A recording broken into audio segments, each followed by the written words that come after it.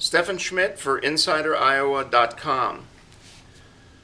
Most of us rarely talk about the technicalities of the national debt. We know there's a large national debt. We're going to have to pay interest on it. Interest on the national debt is getting bigger and bigger as a percentage of our annual outlays for the federal government.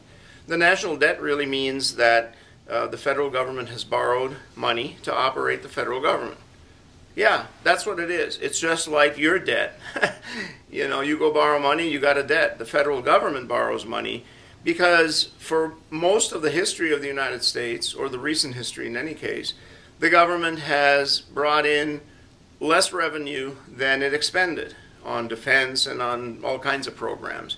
And in order to continue operating, the government then has to borrow money, and it borrows it by issuing government securities, bonds, and those are sold on the market and bought by companies or individuals, or nowadays by China and other sovereign countries who want to invest money that they have, surplus money, and the U.S. is a great place to invest.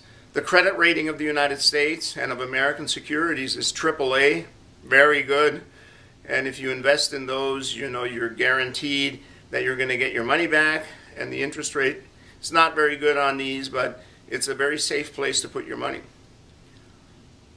The Republicans and the Tea Party, in particular the Tea Party movement within the Republican Party in Congress, have said, we do not want to raise the debt ceiling. We do not want the federal government to borrow more money than its current maximum credit in terms of how much the federal government can borrow. Instead, what we want to do is we want to cut spending until we get the spending down to that current debt ceiling, and then we're fine. We can continue to operate, and there's no crisis, and everything is okay. But we're going to have to cut an enormous amount out of the federal budget. And the Republicans have said, and the Tea Party in particular, if we can't cut enough out of the federal budget for the next fiscal year, then we're going to basically shut the government down. And if the U.S. government hits the debt ceiling and can't borrow money to continue the operations that go beyond that debt ceiling, basically the U.S. goes into default.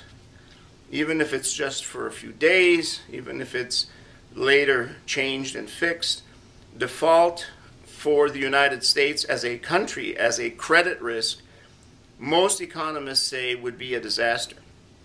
It would mean that essentially, in fact, the government would start shutting down because it can't operate. It has no more funds. The bond rating company Standard & Poor just issued a warning this week in which they said that the U.S., if the debt ceiling were not raised, would lose its AAA credit rating. And it already is, it's still AAA, but it's in a negative mode, and so it's not the hardcore guaranteed titanium credit rating that the United States usually has. The question is, how are we going to resolve this? Are the Republicans really going to essentially say no in Congress to raising the debt ceiling, and then will the federal government shut down, credit ratings fall, and the world economy would go into a turmoil because, in fact, the investment of other countries in the United States is a very important component of how we do business. We have to have access to currency and to cash flow from other countries to operate. Let me tell you, the other thing is that the United States has rarely operated in the black, and when we've hit the debt ceiling, when we suddenly reached the maximum borrowing capacity, legal capacity, the Congress has raised the debt ceiling. So it's gone up over the years and is where it currently is. So this would be an unprecedented step. I can't tell you the outcome. I can tell you that economists are very worried.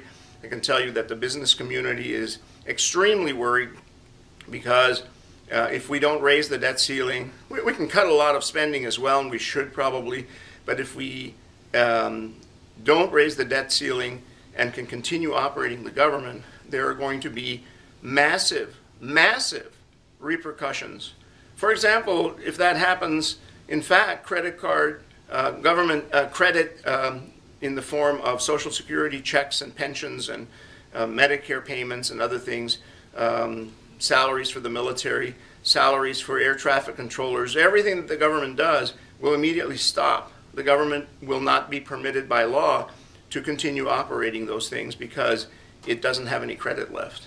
And you can imagine the impact of that on pretty much every single American. So we're at an impasse, at a difficult situation. We'll catch you up, as they say, when this is resolved.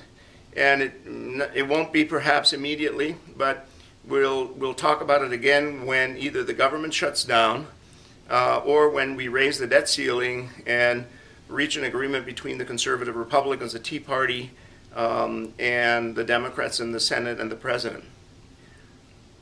Steffen Schmidt for InsiderIowa.com.